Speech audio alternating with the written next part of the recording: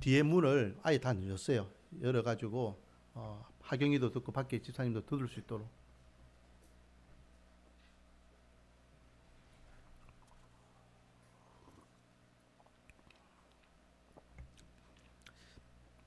히브리서 4장 15절 16절 대독합니다. 우리에게 있는 대제사장은 우리의 연약함을 동정하지 못하실 이가 아니요 모든 일에 우리와 똑같이 시험을 받으신 이로되 죄는 없으시니라. 그러므로 우리가 긍휼하심을 받고 때를 따라 돕는 은혜를 얻기 위하여 은혜의 보좌 앞에 담대히 나아갈 것이니라. 아멘.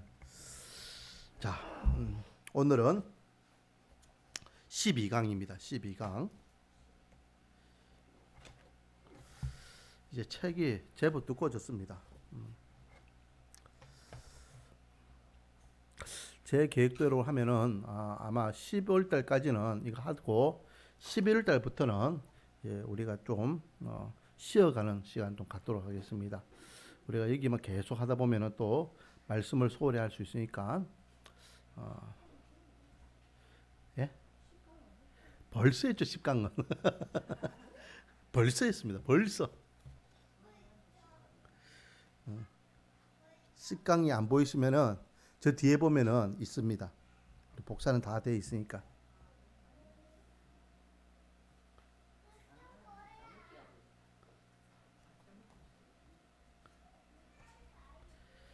자, 12강 135페이지 되겠습니다.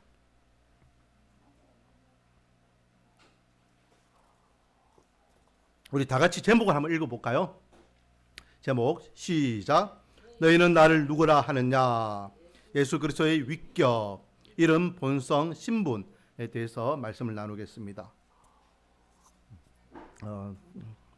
다음 주에는 예수님의 사역에 대해서 나누고 오늘은 예수님의 어떤 본성에 대해서 한번 생각해 보기를 원하는데, 사실은요 교리 중에서 제일 중요한 교리가 오늘 내용입니다. 이것 때문에 이단들이 나오는 거예요. 이단들이 대부분이 이것 때문에 걸리는 겁니다. 예수님의 이게 위격이라고 하는데 다른 말로 하면 인격이잖아요. 삼위일체할 때 그 위를 이야기하거든요. 그게 인격을 이야기합니다. 예수님의 어떤 본성이 뭐냐, 이 문제 때문에 이단들이 나오는데 거기에 대해서는 나중에 잠깐 제가 언급하고요. 분량은 좀 많습니다. 분량은 많지만은 내용은 확실합니다. 한 가지만 이해하면 됩니다.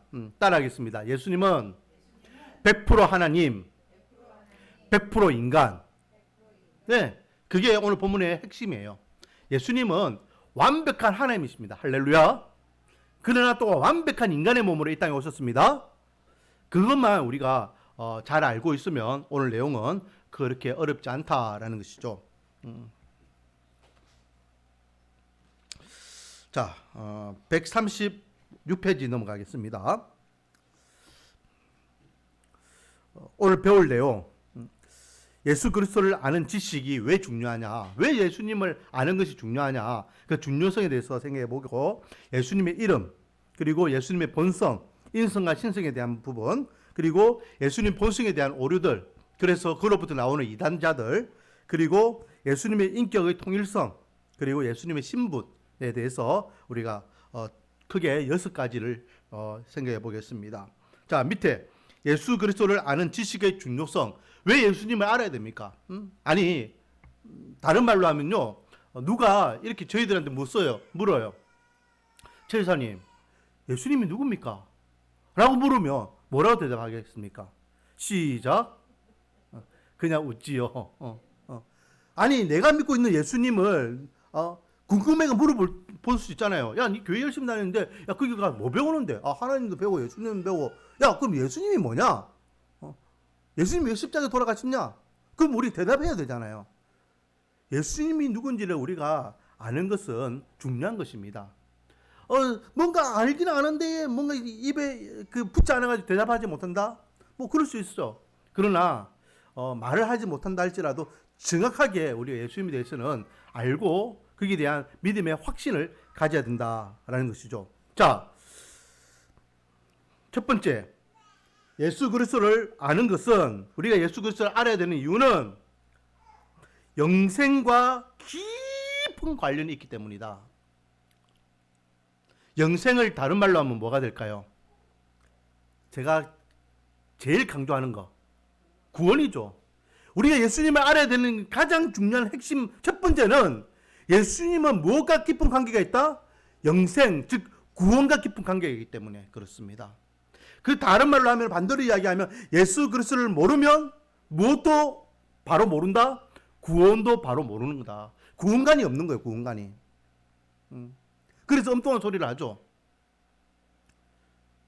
요즘 제가 유튜브에 보면은, 제가 유튜브에는 목사님들이 관계되는 유튜버들 많이 올라오거든요.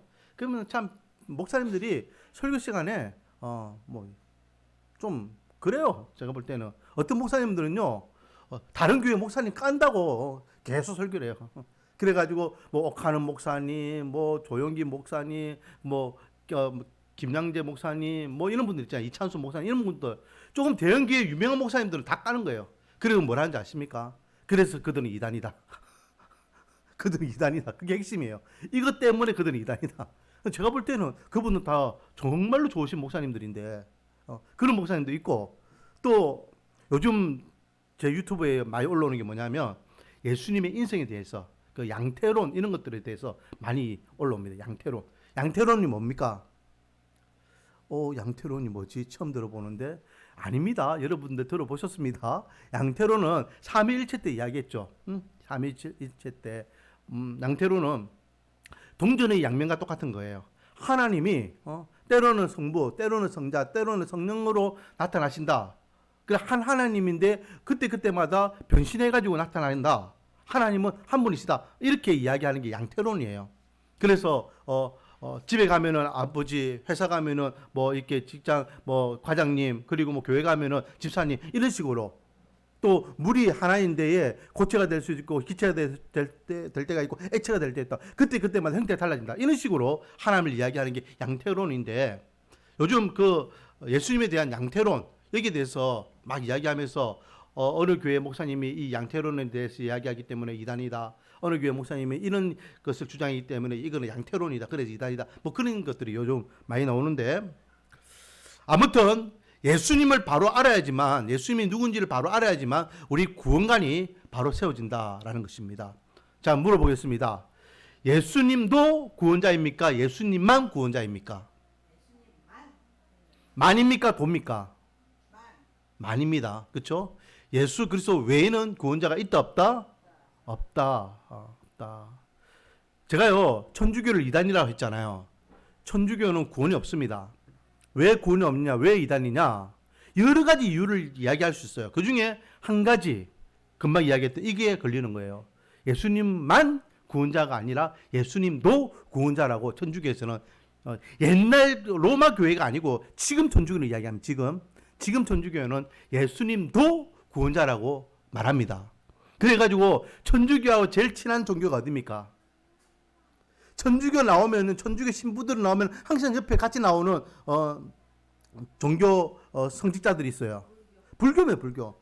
천주교와 불교는 똘똘 손잡고, 야, 니나 내나 사이좋게 우리는 평화를 이야기하자. 그래가지고 항상 같이 다녀요. 그래서 부활절 되면요, 절간에요, 아기 예수의 부활을 축하합니다. 그리고 또 4월 초팔일이라고 표현하면은 좀 그렇지만은, 중대장, 여러분 중대장이 뭔지 아십니까? 중대장, 중의 대장, 스카문이 온 날, 중대장 온 날, 그때 되면은 천주교에서도 이렇게 스카탕신을 뭐 축하합니다. 그걸 현수막 그걸 내 걸고 하잖아요.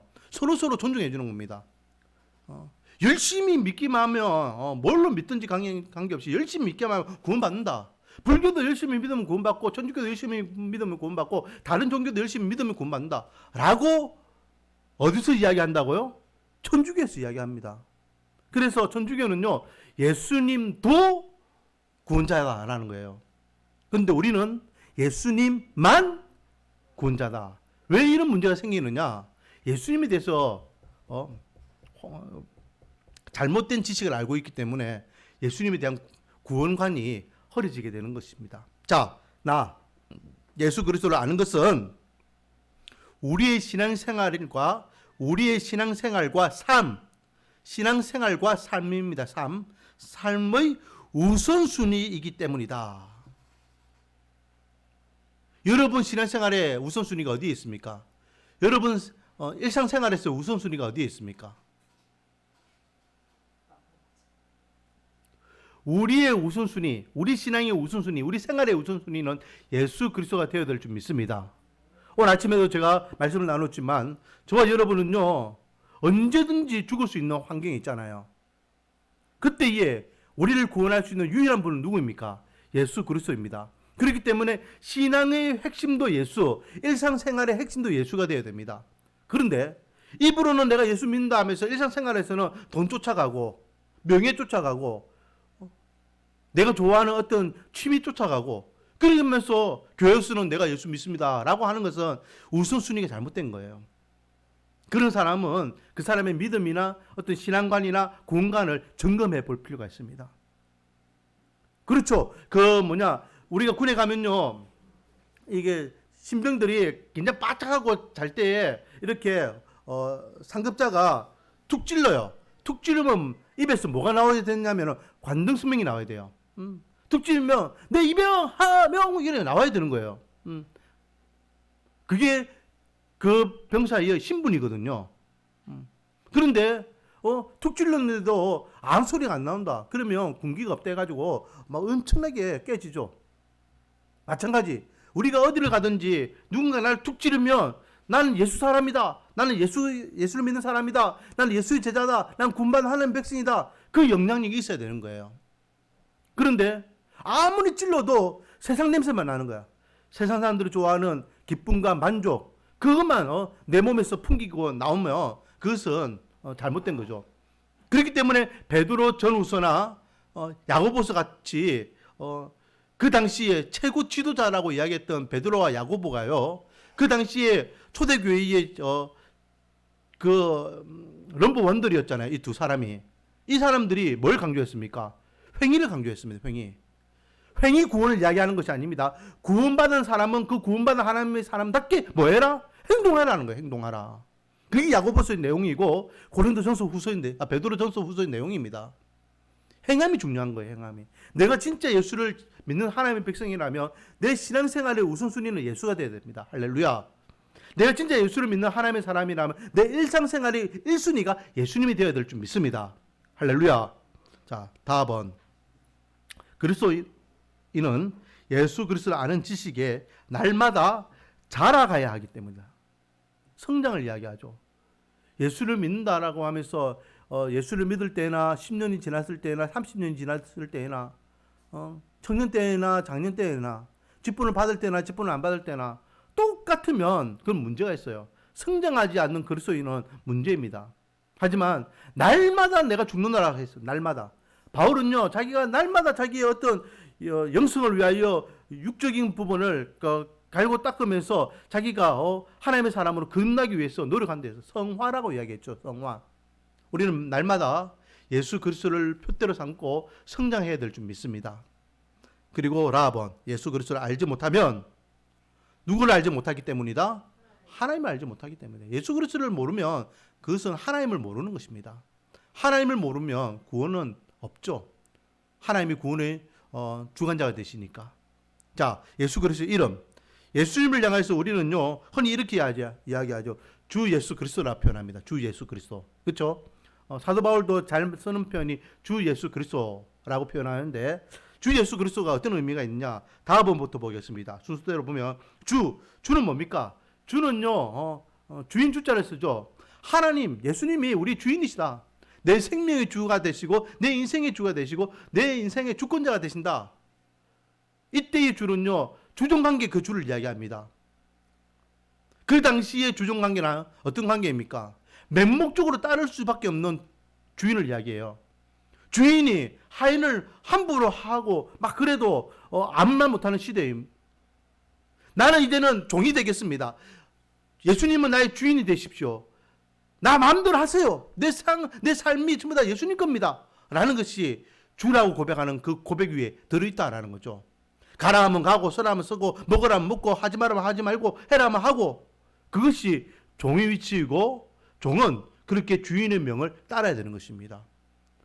그래서 예수님을 향하여 그런 의미에서 주인이라고 고백하죠. 왜? 내 생명을 살려주셨잖아요. 내 생명은 더 이상 내 생명이 아니라는 거죠. 내 생명이 이제 누구에게 있다? 예수님께 있다라는 겁니다. 그리고 두 번째, 예수. 예수라는 뜻은요, 자기 백성을 자기 죄에서 구원할 자, 즉 구원자라는 뜻입니다. 구원자. 구약에서는요, 이와 똑같은 이름이 있죠. 여호수아, 호세아가 똑같은 뜻을 갖고 있습니다. 구원자. 이 예수는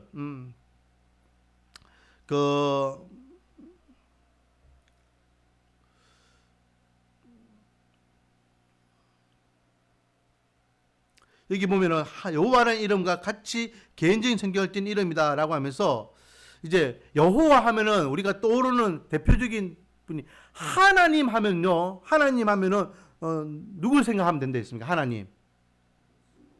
하나님 하면 삼위일체 하나님을 다 포함하는 겁니다. 그렇죠? 성부, 성자, 성령. 그런데 여호와 하면은 대개 누굴 떠올리냐면은 성부 하나님을 떠올리면 성부 하나님. 그래서 마치 여호와 하면 성부 하나님의 고유 이름인 것 같이 생각해요. 그와 같이 예수는 성자 예수님의 고유 이름이 되는 거죠. 구원자라는 의미입니다. 구원자. 그리고 이제 세 번째, 그리스도. 주 예수 그리스도라고 하니까 그리스도는 기름 부음을 받은 자라는 거죠. 즉 사명을 이야기합니다. 하나님으로부터 이렇게 사명을 받은 자라는 거죠. 구약 시대 때에 하나님으로부터 기름을 부음 받은 자는 세 직분이 있습니다. 왕과 선지자와 제사장입니다. 이들은요 하나님 앞에 위임을 받는 거예요. 그래 하나님의 사명을 감당하는 위치입니다. 이것을 예수님께서 받았다라는 거죠. 그래서 하나님의 사명을 감당하는 분이라는 거죠. 자, 그러면 하나님의 사명은 뭡니까? 하나님의 사명은 뭘까요? 인류 구원이죠. 인류 구원. 그래서 인류 구원을 위해서, 인류 구원의 사명을 감당하기 위해서 예수 그리스도께서 하나님께 임명받고 이 땅에 오신 분이다라는 겁니다. 이 그리스도는요, 히브리어로는 메시아입니다. 메시아와 똑같은 단어를 헬라식 발음 표현으로 쓰고 있는 것이죠. 자, 그리고 이제 예수님이 스스로 이런 말씀을 많이 하셨습니다. 라본에 보면 인자라는 말을 많이 했죠. 인자가 이렇게 하면서 예수님이 자신을 이야기할 때는 자신을 향하여 인자라고 표현했습니다. 인자라는 단어는요, 인자 그 자체 단어는 무슨 뜻입니까? 사람 인자의 아들 자자잖아요. 사람의 아들이라는 뜻입니다. 그런데 이 인자라는 것은요, 엄밀히 따지면은 뭘 이야기하냐면 여자의 후손을 이야기하는 거죠. 내가 하나님이 약속한 그 여자의 후손이다. 이 의미가 들어있는 겁니다. 여자의 후손, 인자. 그래서 하나님께서 하나님의 사명을 감당하기 위해서 처음 구원의 계획을 언제 우리 인류에게 말씀하셨습니까? 창세기 3장 15절이죠. 구수사적으로 여러분 제가 강조하는 것을 제일 중요하게 여기는 말씀은 창세기 3장 15절이랬습니다. 거기에 여자의 후손을 통하여서 우리 인류의 죄를 대속하겠다라는 계획을 하나님께 밝히고 계십니다. 그것을 나중에 예수님께서는 자기를 향하여 인자, 나는 사람의 아들이다, 여자의 후손이다, 하나님께 약속하신 그 사명자이다 라는 것을 예수님께서 암시하고 계시는 거죠. 그리고 예수님께서는요 또 자기를 향해서 요한복음에 가장 많이 표현하고 있는데 하나님의 아들이라고 표현하고 있습니다. 예수님이 십자가에 돌아가신 이유가 뭔지 아십니까, 여러분? 대제사장과 종교 지도자들이요, 그 당시에 율법주의자들이 예수님을 십자가에 못 박게 하는 이유, 그 이유는요 신성모독입니다. 신성모독. 네가 하나님의 아들이냐 이거예요. 네가 하나님의, 다른 말로 하면 네가 하나님이냐. 신의 아들이라는 것은 그거 신이래 이 말이잖아요. 네 우리와 똑같은 인간인데 무슨 하나님의 아들이라냐. 네가 하나님의 이름을 모욕한다. 그래서 신성모독죄로 넘깁니다. 그런데 신성모독죄로 예수님을 그렇게 로마 법정에 넘겨가지고 사형을 하려고 하니까 로마 법정에서는 그 종교적인 분쟁이 사형을 시킬 만한 이유가 됩니까? 안 됩니까? 안 되는 거예요. 너희들끼리 분쟁하는 거잖아. 너희들 종교 문제잖아. 너희들끼리 알아서 해결해. 이거예요. 그래서 이 로마에 넘길 때에는 무슨 명목을 넘기는지 아십니까? 예수님께서 로마에서 십자가에 돌아가실 때의 그 죄명은 뭡니까? 유대인의 왕이라는 거예요. 유대인의 왕. 그래서 십자가 위에 죄패가 뭡니까? 유대인의 왕이라 적혀 있잖아요. 그래서 그 팻말을 본 바리새인들이 종교 지도자들이 뭐라 합니까? 앞에 자칭이라 쓰세요. 자칭 유대인의 왕이라 하세요. 그냥 유대인의 왕이라 하지 마세요라고 빌라도에게 건의하잖아요. 근데 빌라도가 아니야. 나는 내가 쓸 것을 썼어. 너희들 거기에 대해서는 토달지 마라고 하거든요. 그 말은 뭐냐면은 유대인의 왕이라면 우리식으로 따지면은 좋은 의미죠. 우리의 왕으로서 우리를 대신해서 십자가에서 대표자가 돼서 돌아가셨구나. 그 의미지만은 로마 입장에서 유대인의 왕은요 뭐냐면은 독립투사입니다. 독립투사. 이스라엘의 독립을 위해서 그가 왕이 되어가지고 이스라엘 왕이 되어가지고 그렇게 폭군으로서 이렇게 등장했다라는 거죠. 그래서 독립투사를 처단하는 겁니다. 그런데 그것이 자기들에게도 불똥이 튈까봐, 지도자들에게 불똥이 튈까봐, 우리하고는 저 사람하고 관계없습니다. 자칭이라 써요, 자칭. 지가 지 마음대로, 우리 유대인이 우리의 왕이 돼가지고, 그렇게 막 들고 일어나가지고, 군중들을 이렇게 일으켜가지고, 그렇게, 폭정을 일으켰지만은, 우리하고는 관계없는 겁니다. 라고 이야기하기 위해서 자칭 유대인의 왕이라 쓰라고 했던 거예요. 다른 겁니다. 종교 지도자들이 예수님께 십자가에 못 박는 이유는 신성모독죄였지만 빌라도에게 그것을 넘기는 데 있어서는 십자가에 못 박기 위해서 어떤 정치적으로 독립투사로서 예수님을 둔갑시켜가지고 그렇게 넘기게 되는 것을 보게 되죠. 아무튼 예수님께서는 하나님의 아들이다. 즉 예수님은 하나님이시다라는 것을 예수님께서 스스로 밝히셨다. 하나님의 아들이라 이 말은 하나님과 동등된 완벽하게 하나님의 본성을 갖고 계시는 분이다라는 겁니다. 아들이기 때문에 조금 부족하고 이런 것이 아니라 완벽한, 제가 삼위일체 때 이야기했죠. 모든 하나님께서 갖고 있는 본성과 본질은 이 세 분이 똑같아요. 누가 높고 낮음이 없는 거예요. 누가 누구에서 나오고 누가 누구를 만들고 이런 게 아니에요. 이 세 분은 원래부터 처음부터 함께 계셨고 처음부터 함께 하셨고 지금도 함께 하고 계시고 앞으로도 함께 하실 분이에요. 누가 먼저고 누가 나중이 이게 아니에요. 누가 높고 낮고 이런 문제가 아니라는 겁니다. 자, 예수 그리스도의 본성. 예수 그리스도의 본성은요 두 가지 본성으로 나눌 수 있죠. 예수님은 신성과 인성을 갖고 계십니다. 제가 조금 전에 이야기했죠. 예수님은 완벽한 하나님이세요. 100% 하나님이십니다. 그러나 예수님은 완벽한 인간이십니다. 자, 먼저 예수님의 신성. 신성의 정의는 뭐냐? 예수 그리스도는 참 하나님이시며 신적 본성을 지니셨다라는 겁니다. 완벽한 하나님이세요. 성부 하나님과 조금도 부족한 것이 있다 없다? 없다. 자, 질문. 이 세상을 누가 창조하셨습니까? 어떤 하나님이?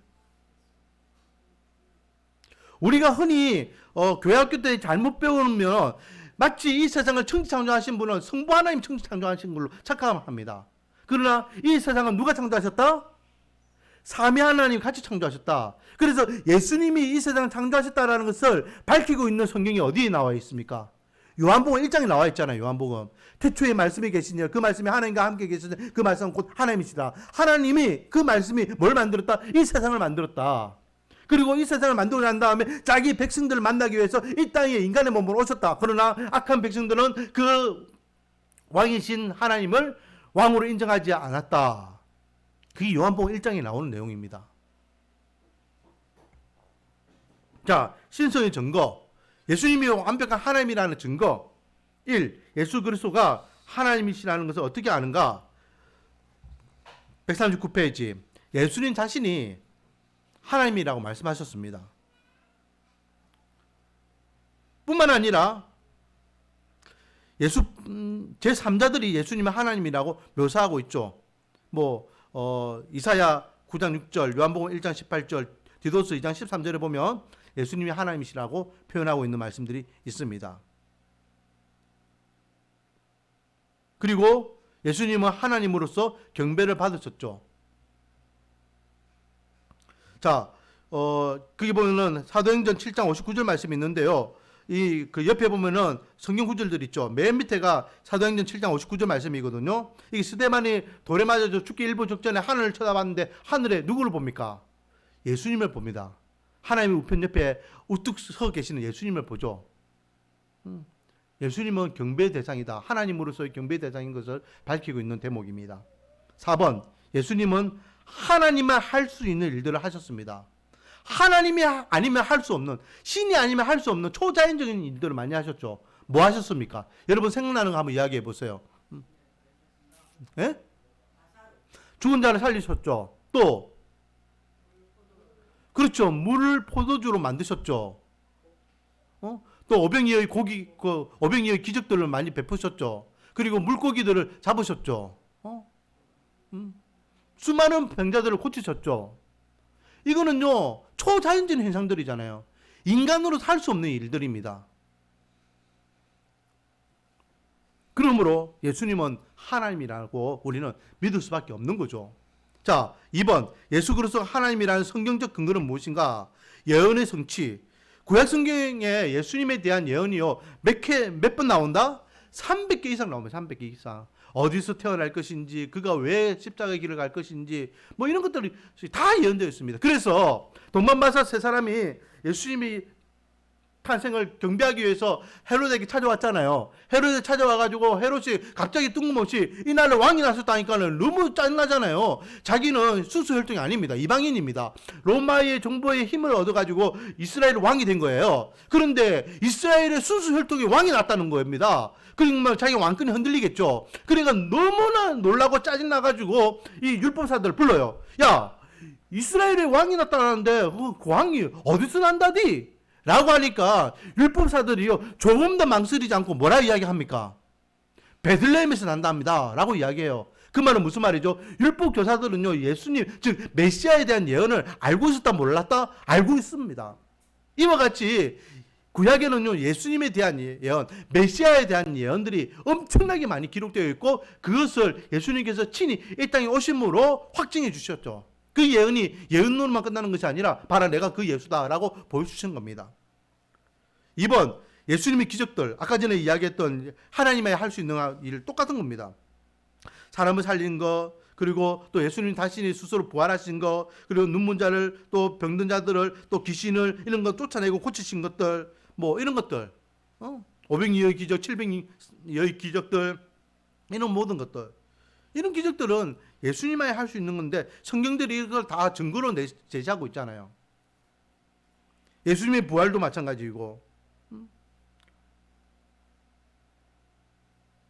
자, 신약 성경의 8구절에서 예수님을 하나님을 부르고 있다라고 하면서 성경에서도 분명히 예수님을 하나님이라고 증거하고 있는 것들이 있다라는 걸 알 수 있고, 자, 3번, 신성이 필요해서 왜 그러면 예수님이 하나님이셔야 되느냐? 왜 예수님이 신성이 필요하냐? 첫 번째 이유는요, 혈육이 있는 제사 때문입니다. 제가 늘 강조하는 것 중에 한 가지가 뭡니까? 피의 제사죠. 요즘 레위기 민수기 하잖아요. 레위의 민수기에서의 대부분을 차지하는 게 뭡니까? 이스라엘 백성들 제사잖아요.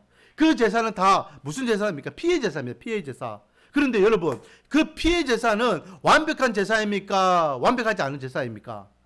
완벽하지 않은 제사. 일회성이에요. 일회성. 내가 죄지으면 속죄하기 위해서 또 화목과 그리고 하나님 앞에 번제와 소제를 통해서 일회성으로 하나님과의 관계 회복을 위한 그런 제사들이에요.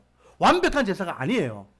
그런데 그 완벽한 제사를 우리에게 보여주시기 위해서는 누군가가 그 완벽한 제사를 행할 수 있는 분이 필요한데, 인간 스스로가 죄인이기 때문에 그 완벽한 제사를 치를 수 있는 입장이 아닙니다. 그러므로 죄도 알지 못하는 분이 그 죄값을 대신 치르면서 완벽한 제사를 이루셔야 되는데, 그분이 바로 예수님이시고, 그것을 감당하기 위해서는 예수님은 인간이 아니라 완벽한 신성을 갖고 계신 하나님이셔야 되는 거예요. 자, 2번, 왜 예수님이 신성을 가지셔야 되느냐? 율법의 완전한 순종입니다. 예수님께서 십자가에서 돌아가실 때에 마지막으로 하셨던 말씀이 뭐랬죠? 다 이루었다. 그것은 하나님의 말씀에 대한 이룸을 이야기하죠. 그것을 좀 더 확장하면 하나님의 율법에 대한 완성을 이야기합니다. 누군가가 그 율법을 순종하고 완벽하게 순종하고 하나님의 약속을 완벽하게 이행하기 위해서는 완벽함을 추구할 수 있는 조금도 오류가 없는 사람이 필요한 데에 사람은 오류가 없는 사람이 없기 때문에 신적인 존재가 필요하다는 거죠. 그래서 율법의 완전한 순종을 완벽한 순종을 위해서는 예수님이 완벽한 하나님이 되셔야 된다. 세 번째는 거룩성이고 네 번째는 효과적인 구원을 적용하기 위해서 예수님의 신성이 되어야 된다. 그러면 예수님의 인성에 대해서 생각해 보겠습니다. 예수님은 완벽한 인간입니다. 왜요? 예수님은 우리 인간을 대표하기 위해서 완벽한 인간이 될 수밖에 없죠. 그래서 예수님은 인간의 본성을 갖고 계시는데 먼저 예수님이 인간이다라는 증거가 어디에 있느냐? 예수님이 사람이라는 증거는요. 자타의 호칭을 통해 예수 그리스도가 인간임을 알 수 있습니다. 예수님께서는요. 예수님은 자기가 자기 자신을 향해서 사람이라고 이야기했어요. 아까 전에 인자라는 표현도 거기에 포함된다고 제가 이야기했죠.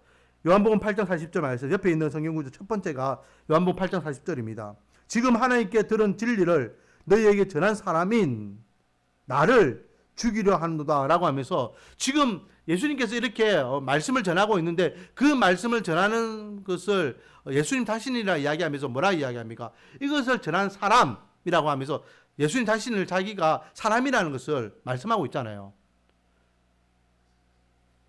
그래서 예수님은요 자기 자신을 사람이라고 말씀하고 계십니다.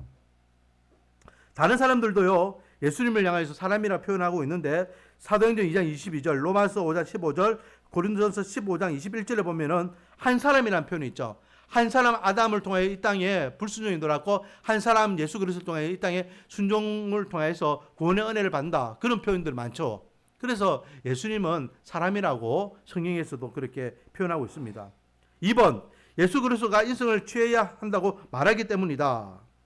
성육신, 인간의 근본 요소인 몸, 이런 것들을 갖고 있어야지만 인간의 몸을 갖고 있어야지만 인간을 대표해서 속죄의 은혜를 누릴 수 있기 때문에 그렇습니다. 인간의 몸을 갖고 인간이 아니면 아무리 십자가를 100번, 1000번 이렇게 죽으셔도 아무 의미가 없는 거예요. 니는 인간이 아니잖아. 니는 사람이 아니잖아. 그러면 니는 인간하고 관계없는 존재야. 그러면 네 십자가는 아무 의미가 없어 라는 것이죠. 자, 그리고 예수님의 인성 3번, 예수 그리스도는 다른 사람들과 똑같이 인간의 경험을 하셨기 때문이다. 예수님께서는요 어느 날 갑자기 딱 나타나가지고 30세 되신 예수님께서 내가 메시아야, 내가 인자야, 내가 하나님의 아들이야, 날 믿어야 돼, 내 십자가의 길을 가면서 너희들 죄를 다 대속해 줄게, 그렇게 하지 않았습니다. 예수님은요 동정녀 마리아에게 잉태되어서 몇 개월 동안 뱃속에 있습니까? 10개월 동안 뱃속에 있는 거예요. 우리 성준이와 똑같은 겁니다. 성준이하고 똑같이 엄마 뱃속에 있다가 태어나가지고 이제는 아무것도 없이 전 먹이면 전만 먹고 있다가 물뚱물뚱 배고프면 울고 배부르면 자고 막 그러다가 어느 순간 이제 이게 배밀이 하기 시작하고 기기 시작하고 이제는 막 말하기 위해서 옹알거리도 하고 좀 있으면 이제 하경이하고 티기티기 싸우기도 하고 사춘기 때는 반항도 하고 그렇게 성장기가 있는 거예요. 완벽한 인간이 경험해야 되는 그런 성장을 예수님께서는 다 하셨습니다. 예수님이니까 화도 안 내시고 화장실도 안 가시고 엄마 아빠 말 잘 듣고 그렇게 온순하게 동생들 잘 챙기고 그렇게 하셨겠지. 천만의 말씀이에요. 제가 이야기했죠. 예수님은요 성격이 개팍하셨던 분이에요. 목적을 위해서는 수단 방법을 가리지 않는 분입니다. 예수님이 화를 내셨습니까? 안 내셨습니까? 성경에 보면 예수님이 화낸 장면이 엄청나게 많습니다. 그것도 욱하는 성질. 제가 이야기했죠. 예수님의 성격은 누구하고 똑같다? 사도 바울과 예수님의 그 성격은요, 저하고 똑같은 성품이에요. 그래서 혹시 사도 바울이 어떤 사람인지 궁금하시면 저 보면 됩니다. 예수님이 어떤 성격이었을까 궁금하시면 제 성격 보면 됩니다. 똑같습니다. 욱하는 성질, 목적 중심으로 일하는 성질. 자, 141페이지 2번 예수님으로서 필절 상태와 고난에 처하셨다. 예수님은요, 고문하면 안 아프셨을까요? 야, 내 마음껏 지져봐라. 마음껏 책짓질 해봐라. 나는 하나도 안 아프다. 아닙니다. 매질하면요, 아프셨습니다. 배고프면요, 굶주리시면요, 시장기 때문에 힘들어 하셨습니다. 잠 못 자면요, 잠이 오셨고, 피곤하셨고, 십자가에 돌아가실 때에 십자가에 내가 이제 죽는다 그래 하지 않으셨어요. 만약 할 수만 있다면 이 잔을 내게서 좀 물려주십시오라고 했잖아요. 왜? 십자가의 그 사형이 얼만큼 끔찍한지 예수님 알고 있었잖아요. 자기가 그것을 친히 감당하는 거 힘들다는 걸 알았습니다. 그래서 하나님께 물려달라고 이야기하잖아요. 그러나 내 뜻대로 마시고 아버지 뜻대로 하소서라고 순종하는 것이죠. 자, 3번에 보면 굶주림, 잠을 잠, 민망해함, 목마름, 땀을 흘림, 피곤함, 근심하고 노함, 눈물을 흘림, 죽음. 우리 인간이 갖고 있는 모든 것들을 예수님께서는 똑같이 가지셨기 때문에 예수님은 완벽한 인간이다, 인간이 아니다? 인간이다.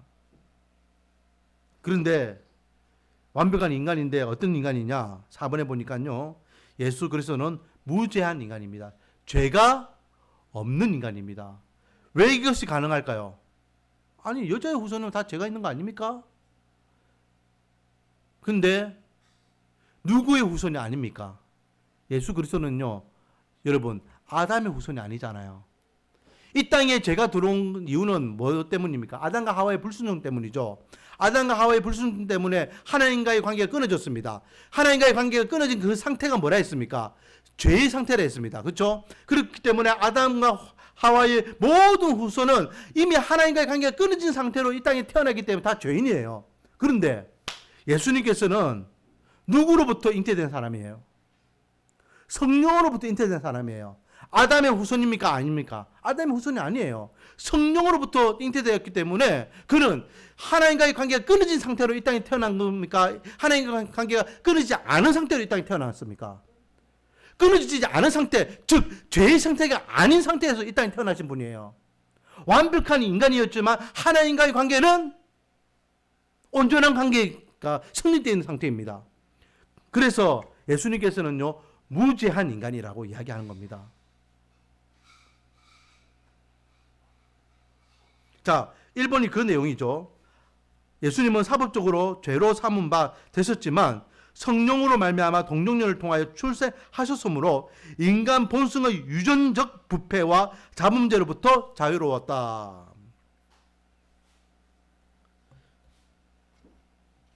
자, 3번. 인성의 필요성이 예수님이 사람이 되어야 됐다는 이유가 뭐냐? 죄인의 형벌 때문에 그렇죠. 필연적으로 인간은 그 죄값을 치러야 됩니다. 오늘 아침에도 말씀드렸지만은 그 죄값은 뭡니까? 인간이 하나님으로부터 받아야 될 죄값은 뭐죠? 오늘 아침에 제목입니다. 역시 대단하십니다. 밥 먹고 모든 것들이 다 소화돼가지고 그 제목까지도 다 갔습니까? 죽자로 시작하면 죽. 죽음이죠, 죽음. 모든 인간은요, 그 죄값이 죽음이에요. 모든 인간은. 죄의 삭은 뭐라고요? 사망이라 했잖아요.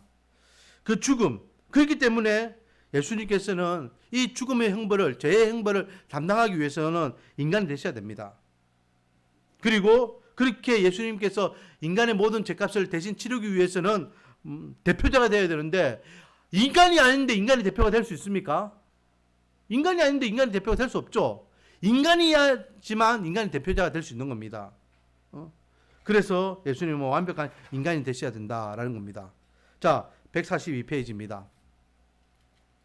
그렇다면 이 예수 그리스도의 본성에 대한 오류들, 자, 밑에 그림 보십시오. 5가지 그림이 있죠. 이게 전부 다요, 다 내용이 다른데 앞에 4가지는요 잘못된 거고 맨 뒤에가 우리가 주장하는 거죠. 첫 번째, 전적인 인간. 예수님은 인간이다, 인간. 사람이 하나님이 아니다 라는 거예요. 그냥 인간이야 라는 거죠. 자, 보면요, 그 주장이 뭐냐면 세례를 받을 때에 한 영을 받았고 그때 메시아적 뭘 받았다? 사명을 받았을 뿐이에요. 사명. 메시아로서의 사명을 받아서 그냥 그렇게 사명자로서의 역할을 한 거지 예수님은 하나님이 아니다 라는 거죠. 그리고 두 번째, 예수님은 100% 하나님이야. 100% 하나님. 그리고 가현선을 이야기하는데요. 100% 하나님인데 인간의 몸으로 오신 것은 인간의 몸으로 오신 것이 아니라 인간의 몸으로 보여진 거야. 보여진 거. 자, 그리스도가 지약된 인간의 몸을 입을 수 있다 없다? 없다. 이게 뭐하고 연결되냐면요, 영지주의자들하고 연결됩니다.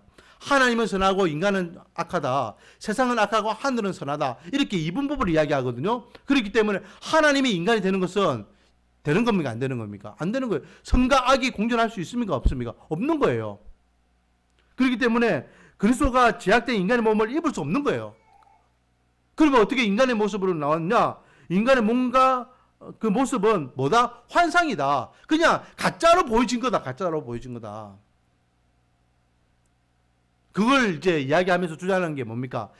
도마를 만날 때 장면이죠. 부활하시고 난 다음에 예수님께 도마를 만날 때에 분명히 예수님께서 제자들과 만났는데 예수님이 그들에게 찾아오는 장면이 뭡니까? 문이 닫혀 있고 근데 예수님께서 벽 타고 그냥 들어오시잖아요.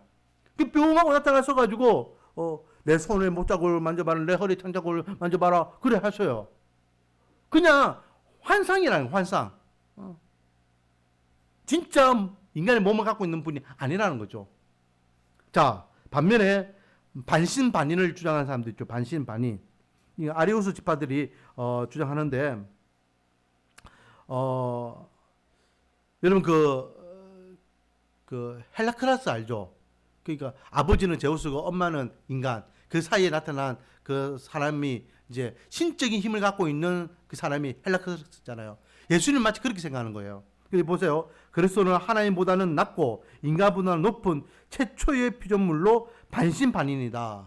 인간보다는 좀 더 능력이 있고 그래서 초자연적인 것도 행하지만은 그러나 완벽한 신은 아니다. 어중간한 그런 위치이다. 라고 이야기하는 거죠. 그래서 밑에 보세요.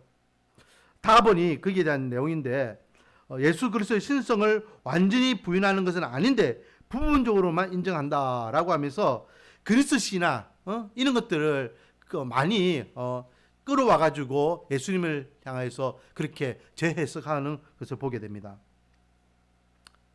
이건 좀 더 재밌는 것은요. 옆에 이제 양지론인데요. 예수님은 하나님이 아니에요. 인간이에요.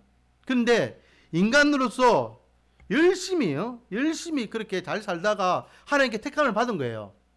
그래서 이 예수님이 이제 하나님께 택함 받았으니까 뭐로 임명되느냐면 니 이제 앞으로 내 아들이야. 그래서 예수님이 세례받을 때에 뭐라 합니까? 이는 내 사랑하는 아들이 내 기뻐하는 자라 하면서 하나님께서 예수님을 아들로 인정해 주잖아요.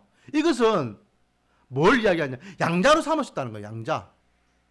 양자로 삼으셔가지고 이제는 하나님의 아들이 된 거예요. 하나님의 아들이 되었기 때문에 하나님의 아들로서 그 사역을 감당하셨다라는 거죠. 그래서 그냥 인간이었는데 하나님께 인정받아가지고 택함 받아가지고 이제 신격화 그래 인정받은 인간이 되었다. 그 정도 수준이죠. 그런데 저와 여러분은 바울이 주장하는 대로 예수 그리스도는 참 하나님이시고 참 인간이시다 라는 것입니다. 완벽한 하나님이셨지만 우리를 구원하기 위해서 완벽한 인간으로 오셨다. 자, 그러면요, 예수님께서 우리 인간을 위해서 완벽한 인간을 오셔가지고 인간이 감당해야 될 그 죄값 무엇까지도 감당하셨다? 다음 주에 우리가 할 건데 무엇까지도 감당하셨다? 지옥 가는 것까지도 감당하셨어요. 지옥. 사람들은요, 어떻게 하나님이 지옥에 갈 수 있어? 라고 하지만은 하나님으로서 지옥에 간 거 아닙니다. 맞죠?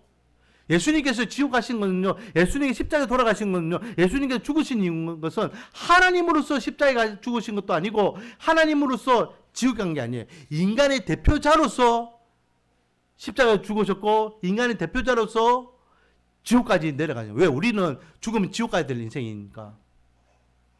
자, 옆에 예수 그리스도의 인격의 통일성,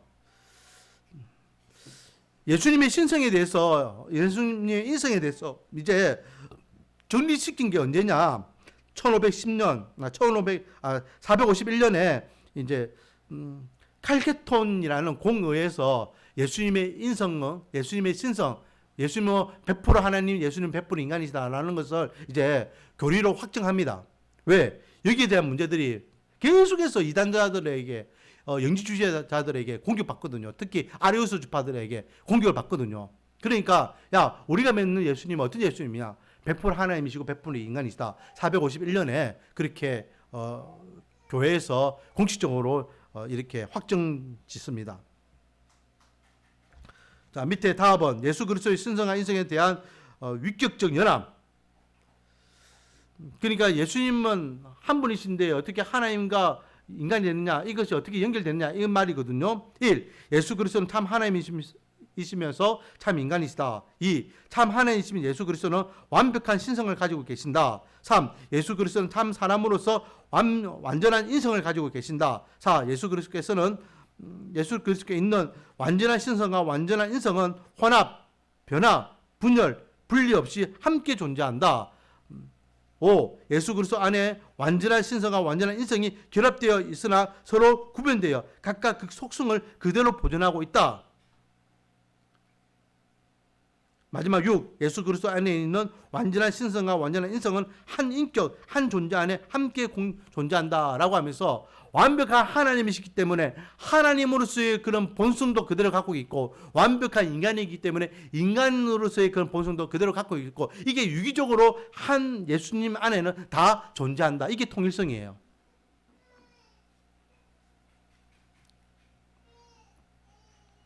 자, 이것을요 우리에게 적용해 보겠습니다.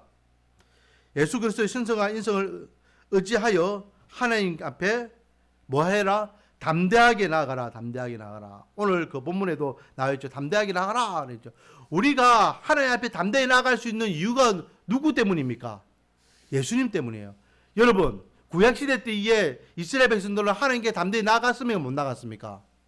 못 나갔어요. 왜? 하나님께 그렇게 무득대고 나가면 어떻게 됩니까?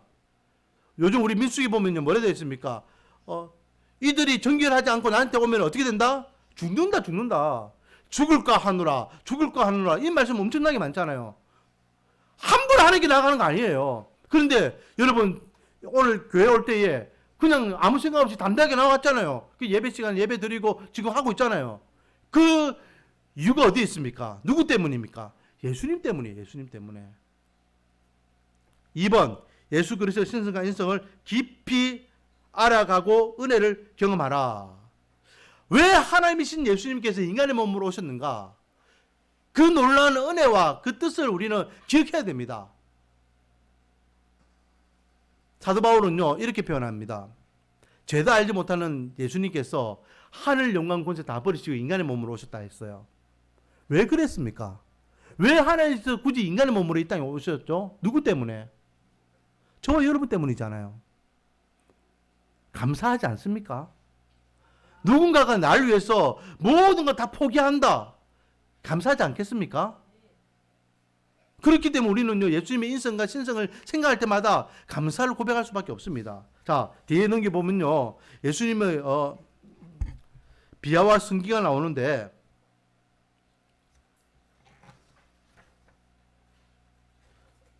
3번 먼저 하면은 예수 그리스도의 인격과 존재 자체에 대해서 찬양과 감사를 드리라. 찬양과 감사드리라 돼 있고, 밑에 예수 그리스도 신분을 보면 예수 그리스도의 낮아지심을 비하라고 합니다.